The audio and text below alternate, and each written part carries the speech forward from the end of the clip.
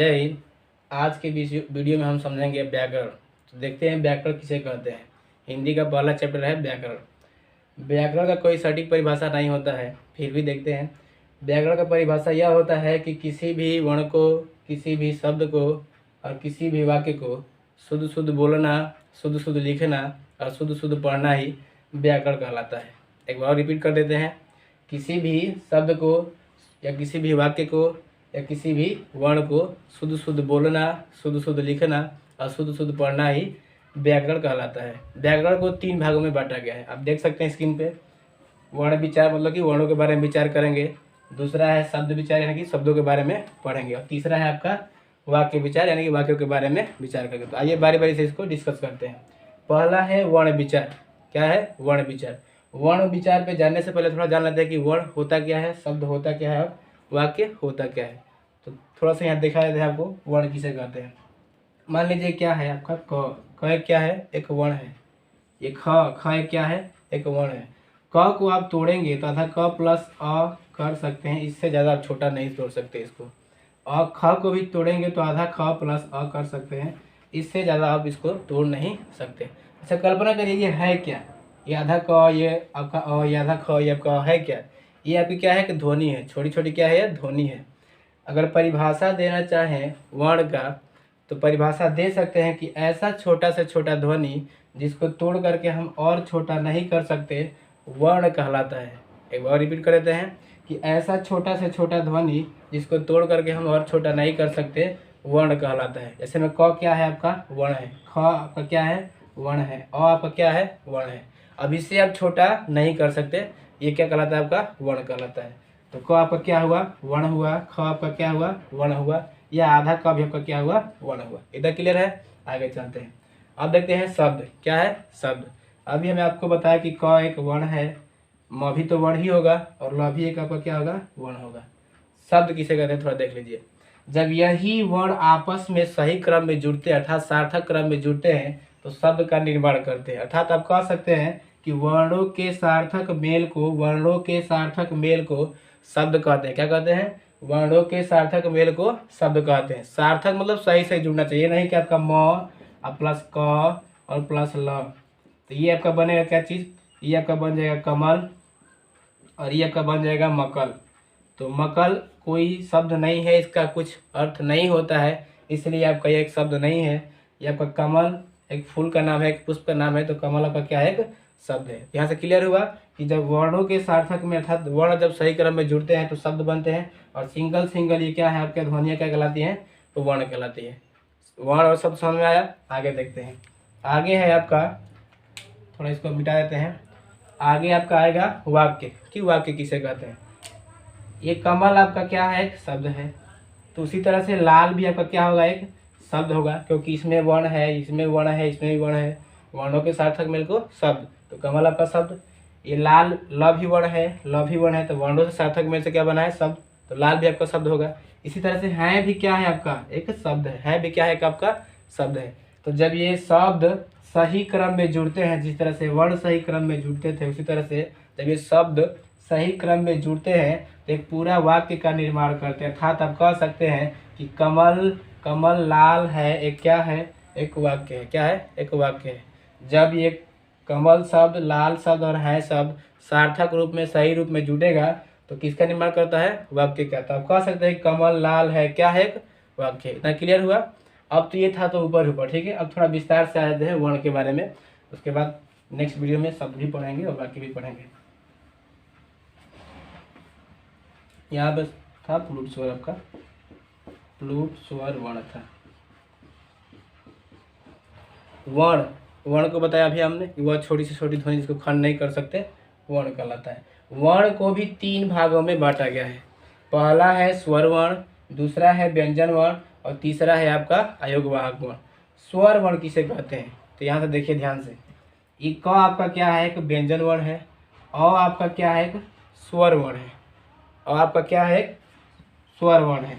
एक आपका क्या है? व्यंजन वर्ण है और आपका क्या है? स्वर वर्ण है। अगर स्वर वर्ण का परिभाषा आप देना चाहें तो आप कह सकते हैं, देखिए यहाँ पे क को लिखने के लिए आप इसको तोड़ेंगे तो आधा क और प्लस अ कर सकते हैं। आधा क प्लस अ कर सकते हैं। इसका मतलब क का निर्माण एक व्यंजन से हुआ है और एक स्वर से हुआ है। तो व्यंजन को लिखने के लिए हमें स्वर की आवश्यकता लेनी पड़ रही है, लेकिन अ को लिखने के लिए हमें किसी भी व्यंजन की आवश्यकता नहीं लेनी पड़ रही है। इसका मतलब अगर इसका परिभाषा देना चाहें स्वर वर्ण का, तो ऐसा वर्ण जिसको लिखने के लिए किसी भी व्यंजन वर्ण की सहायता न लेनी पड़े, अर्थात अ को लिखने के लिए क ख की आवश्यकता अर्थात व्यंजन वर्णों की सहायता नहीं ली जाती है, तो ऐसा वर्ण जिसको लिखने के लिए व्यंजन वर्णों की सहायता न लेनी पड़े स्वर वर्ण कहलाता है। स्वर वर्ण कहलाता है। एक बार रिपीट करते हैं कि ऐसा वर्ण जिसको लिखने के लिए व्यंजन वर्णों की सहायता न लेनी पड़े स्वर वर्ण कहलाता है। और हिंदी में स्वर वर्णों की संख्या 11 होती है। कितना होती है? 11 होती है। हिंदी में स्वर वर्णों की संख्या कितनी होती है? 11 होती है। कितना क्लियर है? आगे चलते हैं। स्वर वर्ण को भी 3 प्रकार से बांटा गया है या 3 भागों में बांटा गया है। स्वर वर्ण का भी 3 प्रकार होता है, ये कह सकते हैं कि 3 भागों में बांटा गया है। पहला है आपका ह्रस्व स्वर, दूसरा है आपका दीर्घ स्वर और तीसरा है आपका प्लुत स्वर। तो आइए बारी बारी से देखते हैं कि कौन कौन क्या है। पहला है आपका ह्रस्व स्वर। हम बताया कि टोटल स्वर वर्णों की संख्या कितनी होता है? 11। इस 11 में से ही तीनों में कुछ न कुछ होंगे। तो देखते हैं क्या क्या है। ह्रस्व स्वर, ह्रस्व मतलब क्या होता है? छोटा। क्या होता है? छोटा। अर्थात ऐसा छोटा से छोटा ध्वनि या ऐसी छोटी से छोटी ध्वनि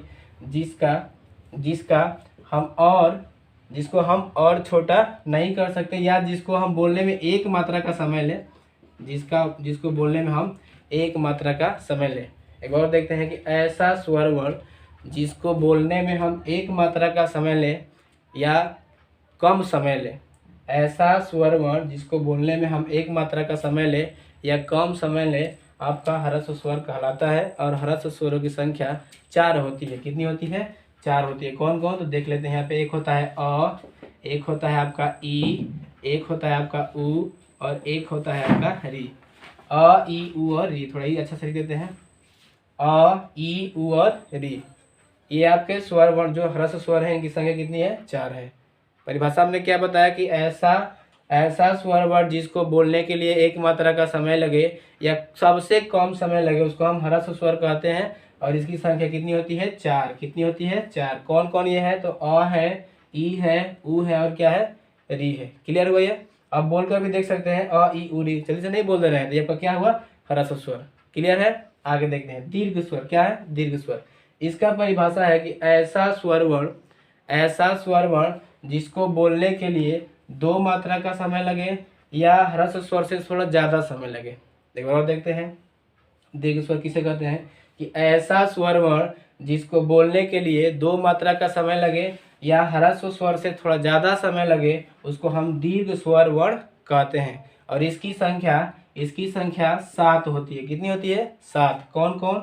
एक होता है आपका आ, एक होता है आपका बड़ी, एक आपका होता है बढ़ाऊं, एक होता है आपका ए, एक होता है आपका ऐ, एक होता है आपका ओ और एक होता है आपका औ। ये 7 होते हैं। 1, 2, 3, 4, 5, 6 और 7। अर्थात दीर्घ स्वरों की संख्या कितनी होती है? 7 होती है। आ, ई, उ, ए, ऐ, ओ और औ। आप बोल भी सकते हैं, देख सकते हैं कि दीर्घ स्वर जब बोला जाता है तो ह्रस्व स्वर से ज़्यादा समय लगता है और 2 मात्रा का समय लगता है। संख्या कितनी होती है इनकी? 7। और ह्रस्व स्वर की संख्या कितनी होती है? 4। क्लियर है इतना? आगे चलते हैं प्लुत स्वर। प्लुत स्वर का परिभाषा यह हुआ कि ऐसा स्वर वर्ण जिसका उच्चारण करने में या जिसको बोलने में 3 मात्रा का समय लगे या सबसे ज़्यादा समय लगे। इसमें 1 मात्रा का समय लगा था, सबसे कम समय लगा था। इसमें 2 मात्रा का समय लगा था, थोड़ा ज़्यादा समय लगा था। इसमें 3 मात्रा का समय लगे और इन दोनों से सबसे ज़्यादा समय लगे उसको हम प्लुत स्वर वर्ण कहते हैं। और इसकी संख्या मात्र 1 होती है और शायद आप जानते भी होंगे, उसका नाम है ओम। क्या है वो? ओम। आप ऐसे बना सकते हैं या आप हिंदी में वैसे लिख सकते हैं। क्या है वो आपका? ओम। क्या है? ओम है। तो इसमें 3 मात्रा का समय लगता है।